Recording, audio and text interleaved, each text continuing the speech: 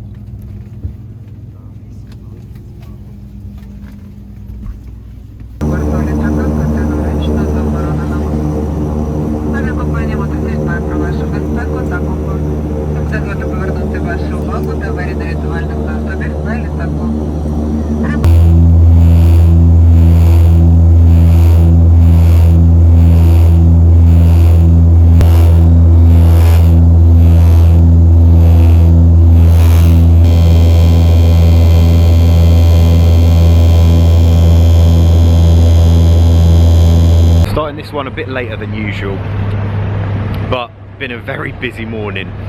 Just got there for Petrokov's presser. Nothing too interesting. He got asked about Malinovsky again. Told everyone not interested in answering them anymore.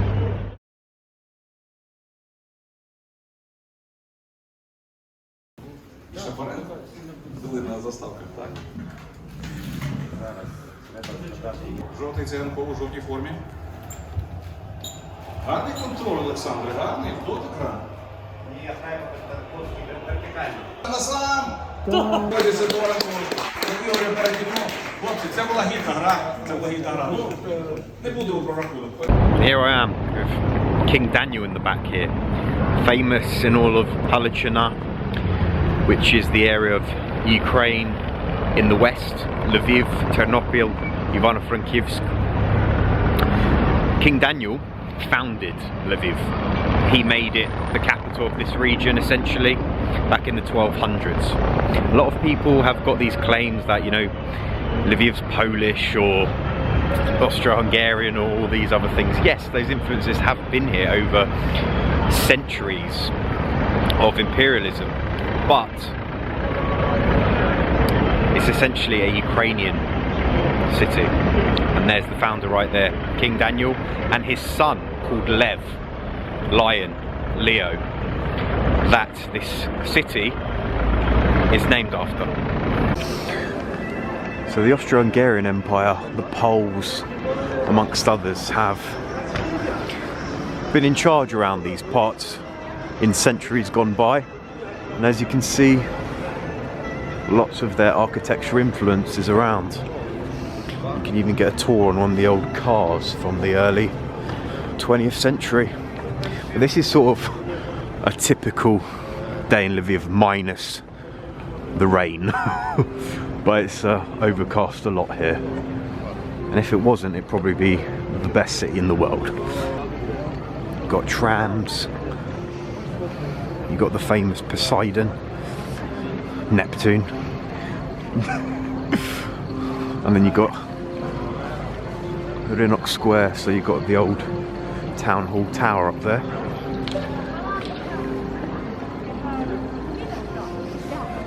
There's lots of secret restaurants in and all around. If you watched our vlog from when we came here in the summer, me, Adam, Max and Ray, you'd have seen we went up to a very high kitchen. Not the best in our experience, just on the concept of the idea and then the execution. But then there's other restaurants in that same building, such as the most expensive restaurant in Galicia, which you have to get in through a password. A guy in a dressing gown meets you and lets you in, and everything's got an extra zero on it, and you have to say a password to get that zero off, and it's just the real price rather than actually spending like super expensive amounts of money. And then the other one is called Kryivka bunker, and it's the insurgent army styled base.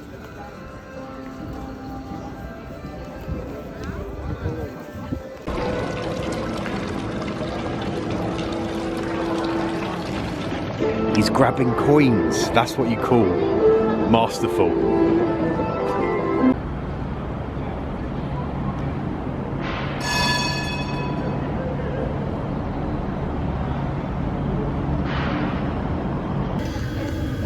Today's lunch, very quick, light cheese juice, pretty nice. Spicy ramen. Not really too keen on even filming right now, but let's see what this tastes like.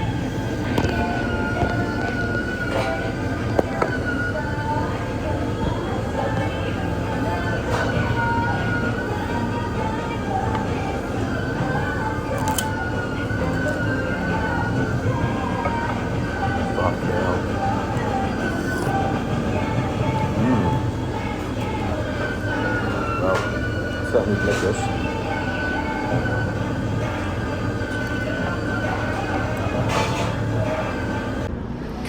And then right here, you've got the Lviv Metropolitan Basilica, Cathedral of the Assumption of the Blessed Virgin Mary. Roman Catholic. A lot of people here are Catholic, not necessarily Roman, but it makes a stark difference from the rest of Ukraine, which is mainly Orthodox or atheist. And then you've got Pope John Paul II statue, who visited Ukraine back in 2001. I think he's the only pope to have visited Ukraine. And there are some rumours that apparently he was like part Ukrainian, but that's never been confirmed. But he did a lot of things for Ukraine when it was independent, and also when it wasn't. And he visited like America and diasporas and stuff, churches all over the world. So our hotel's right there, Hotel Wien, Hotel Vienna. Obviously Austro-Hungarian influence, yes, as you can see around here. Got plenty of it around, it just looks lovely. This is like the central street, Svoboda Avenue, here in Lviv. Beautiful, you've got a few skaters, and then you've got the old Shevchenko Monument. And then here is a memorial to all the people that have died and the souls giving their life for Ukraine. Lots of famous people on there.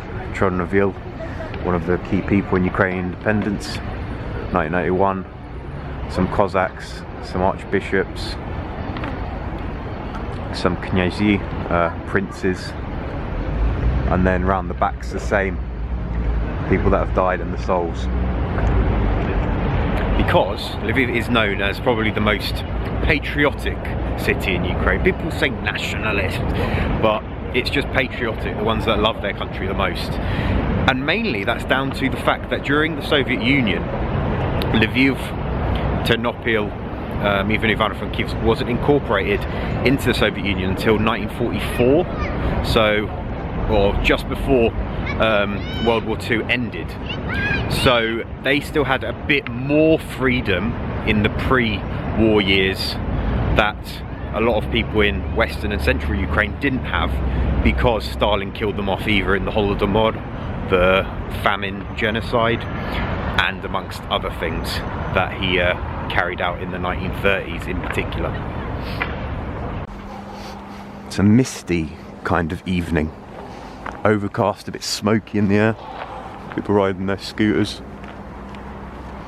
Pre-match training. Here we are, pre-match training. A lot less controversy surrounding this match than the last one. No silence, some normal answers in general from the manager. Look at this pitch, it looks slightly trodden on, but it's not been played on for a good few weeks by the UPL sides that play here. Overall, should be in perfect condition. Very sort of autumnal, wintry weather. But hopefully it's going to be as full as it can be, with people needing either a COVID test, a rapid test, or vaccinations to get in, otherwise they're not allowed. And there's going to be like express testing across outside the stadium so that people can access it pre-game.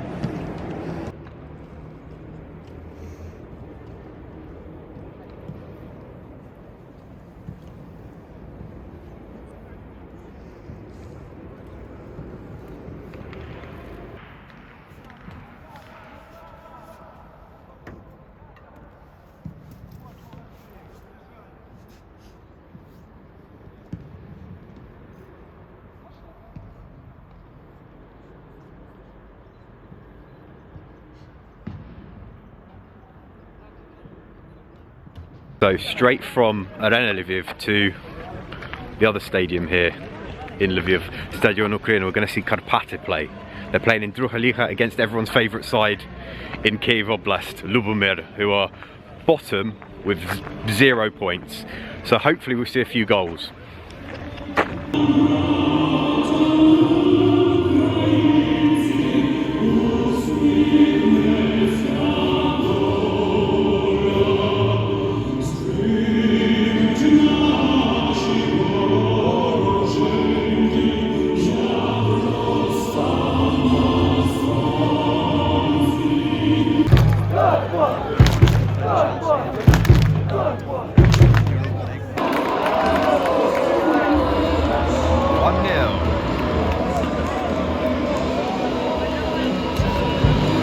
Absolutely inevitable, but 18th minute, slacking Karpaty against Lubomir.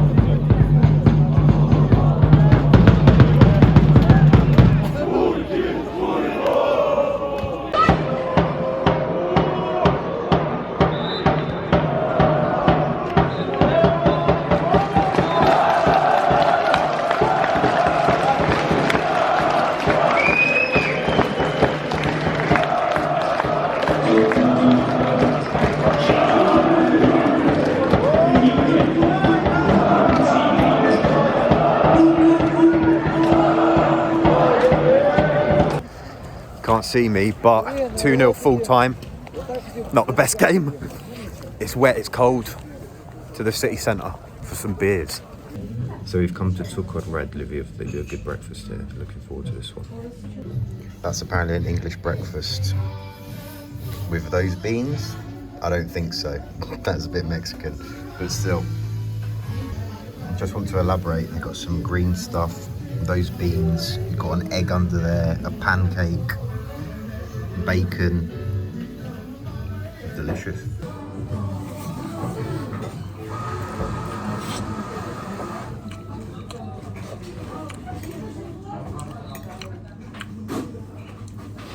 Those beans are in tomato sauce, but they're kidney beans. So it's weird. But still, nice. Top stuff breakfast. Decent sausages. Demolished. That was delicious. For a fiver, you can't complain. I had worse breakfast at Gordon Ramsay's restaurant in Heathrow, which is not surprising, but still. Under the streets of Lviv, you've got an actual coffee mine. Yeah, I'm not joking. It's probably very dark in here, but you can't take photos, but hey ho. Turns out you can actually film in here, but not with flash. Put a stupid hat on. Luckily you can't see how dumb it is. Way too small for me. And right here is the only coffee undermined cart in the entire world, right there. Wow. Look how cool this is, isn't it? There's like a train track. just underground. You can have a coffee down there, and they're like blowtorch it. CBA for that, but I just had a coffee in here. Pretty nice, pretty empty now. Onwards. Lviv's actually very famous for its coffee. First started it in 1650s or something like that. And this was the building that they did it in. As you walk down from the main square, you can see stuff like the old Polish street names, signs on buildings.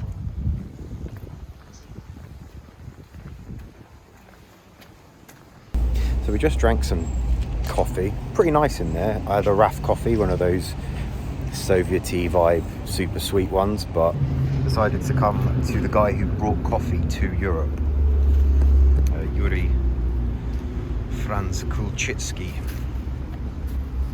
See the old coffee bags right here? And then here's his old statue, hero of Vienna. There's also a statue to him in Vienna, on one of the famous side streets, and he brought coffee there, and hence why there's quite a big coffee culture in Lviv as well. Just look at the sights, man. Don't tell me this place isn't absolutely stunning. Whenever I'm in Lviv, I try and make time to visit this place. Oh dear, it's been cleaned up. That is absolutely devastating. The Garden of Lost Toys is no more. Wow, there used to be like thousands of cuddly toys and hundreds of them in this little courtyard. There used to be a building here the first time I came. That got demolished, disappeared. I don't know where it went. And there used to be loads of toys here. Wow, I'm privileged to say I was here when it was still around. There used to be a seesaw there. Cool. Slightly a bit more depressing now. Even though it did look like something out of a post-apocalyptic world. That was cool. That was always like one of the top highlights of hidden Lviv, but it's gone. Now we're here down Svoboda Avenue, where old men like to play a bit of chess.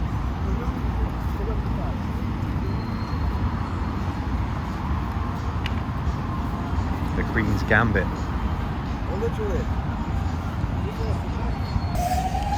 They want you to play them and probably put a wager on, which, you know, against probably seasoned pros, I'd have no chance. I mean, I've not been here for a while, but they've removed the fountain that was in the middle of the square. Here's another thing that's been removed since I was last here. What the hell? They've removed the fountain that was just in the middle there, in front of the old opera house. Probably one of the most iconic places, other than Ploshcha Rynok and the Ratush Tower. You've got here the old opera house.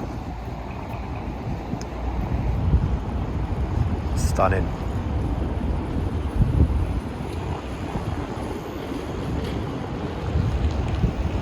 And right here you got where Sholom Aleheim lived in 1906, this building apparently.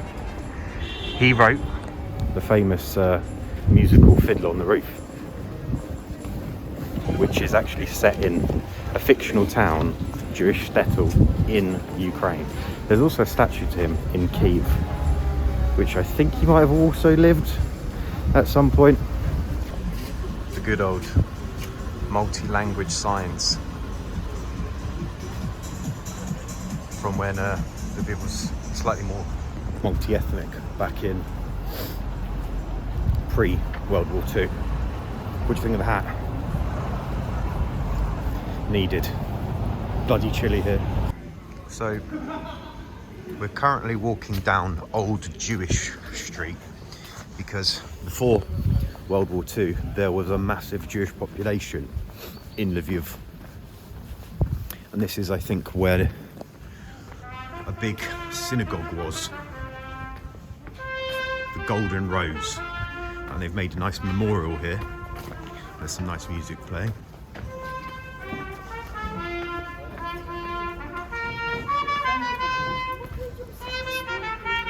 Yep, here are the old walls of a synagogue. And this is a memorial for the people that died.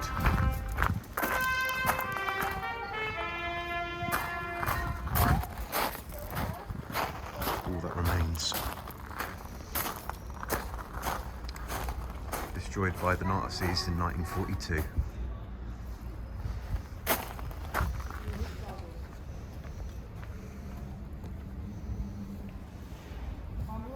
And as eclectic as Lviv is, here's the walls of the old arsenal.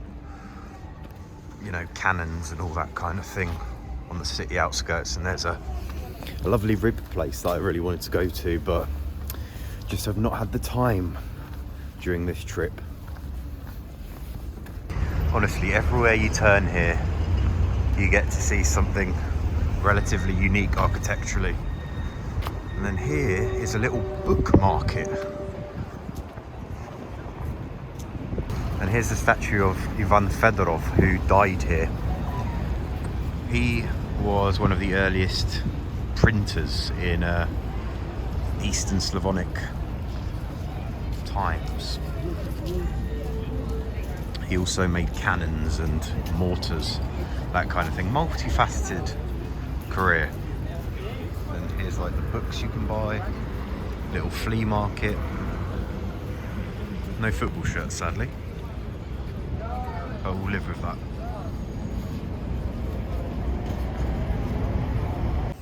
And then right here, you got the old Dominican church. Roman Catholic, but it's one of the most iconic sort of churches, most beautiful churches, bar this bit of construction. Sadly, everything's under construction here. Then you got Wysoki Zamok next to that giant pole thing, which is High Castle. But yeah, this is one of the nicest churches. Sadly, slightly overcast, so you can't see it in its full, proper glory, but nice and green here in this little square. Just everything around Lviv, you can't not love it. So we're currently in Pravda Brewery, and they've got the best beer in the world in terms of naming. A famous Ukrainian chant, Putin Huilo. Putin is a dickhead, which everyone will be chanting from the stands later, no doubt. Gonna be a fun one. And in the past, they've had some other cool stuff too. They don't do them anymore, but they had Trump ones. And they also had the old Obama stout.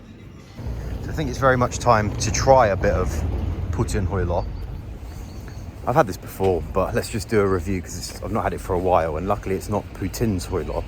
Otherwise, that would be pretty disgusting. Cheers.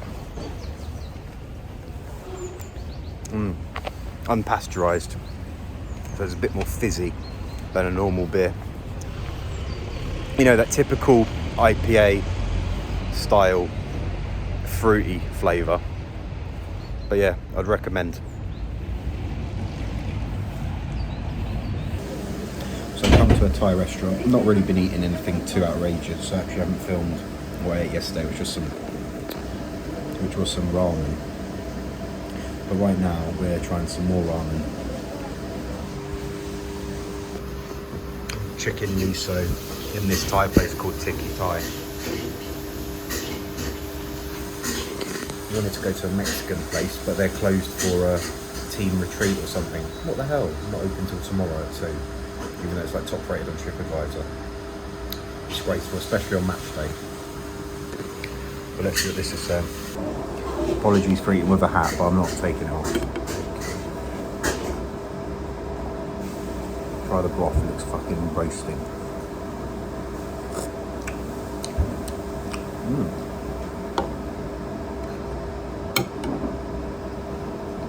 Bit of mushrooms. Not going in there, Ukrainian McDonald's, sadly. Nothing exciting going on in there at the moment. Had some beef outside there once at like 3 in the morning, and then very strange story, but won't get into it now. Where we've come is to see a famous statue of a famous Ukrainian composer, singer, writer in terms of music. probably penned one of the most famous Ukrainian songs of all time, within Ukraine anyway. And it's a big footballing song as well.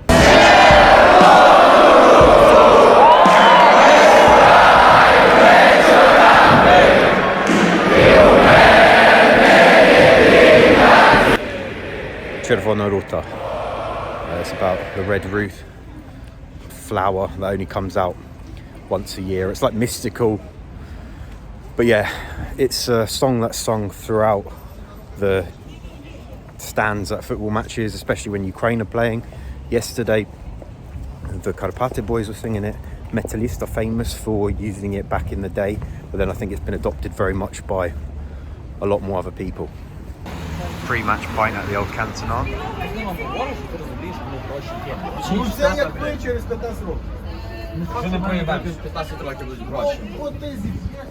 Stickers on the door after the first time their doors got broken, and it removed one of our old stickers, sadly. But hey ho.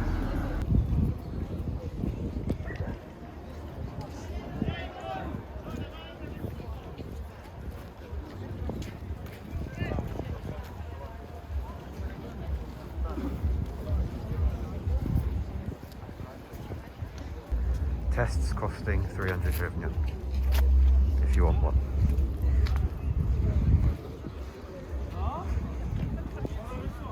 Ми команду Боснії і Герцеговини, і нам потрібно перемагати і лише перемагати. Ні нічия, і не дай Бог поразка нас. Не дай Бог нічия, не дай Бог поразка. Ще не програли.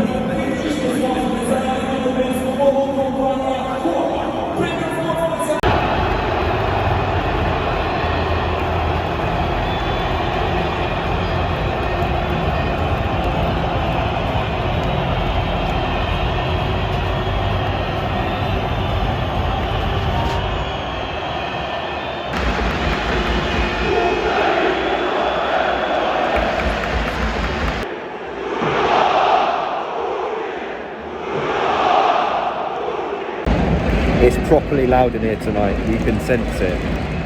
Absolutely crazy atmosphere, still 0-0, but wow. 1-0, Yarmolenko! So Ukraine 1-0 up at half time. Very decent game, a lot of chances. Yatov's done some good saves on his 100th appearance today. Pre-game he got given a bulava, a Ukrainian ball with some spikes on it. I don't know what that's called in English, but it's a Cossack thing. And a shirt with 100 on it, and Yarmolenko got one too. They both got it. Really interesting time. The Ultras have been amazing. Україна до перемоги! Україна до перемоги! Україна до перемоги! Україна! Україна! Україна! Україна! Петраков! Петраков! Петраков! 1-0 for God's sake. 76 minutes, for God's sake.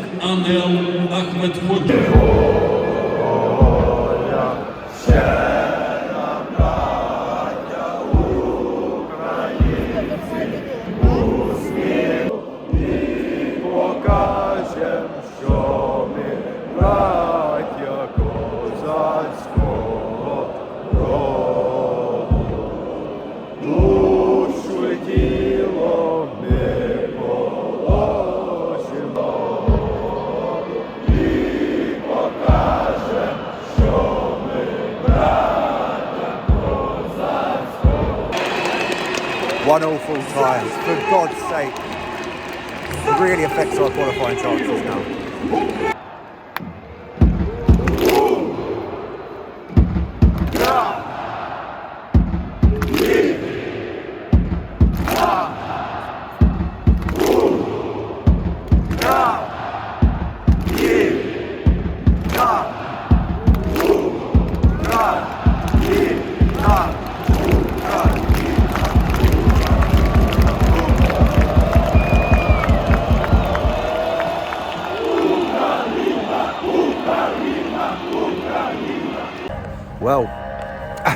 as we've already spoken about. 1-1 full time. Lviv remains unbeaten, but sadly there wasn't a win, and it makes Ukraine's task of qualifying for the World Cup playoffs, because they're not winning the group, even harder. They've got one away game against Bosnia in November, with a friendly coming up as well. It's going to be tough.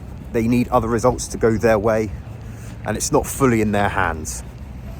It's the typical Ukraine way. They can never do it easy. There's a whole host of possibilities of how it can go. So we'll see how that goes. You got to feel for Petrikov. He had so much support today. The fans were brilliant. It was like electric atmosphere. I love Lviv. But ultimately, it just didn't work out. And we're going home slightly disappointed. It feels like a loss, just like Petrikov said. On to the next one though.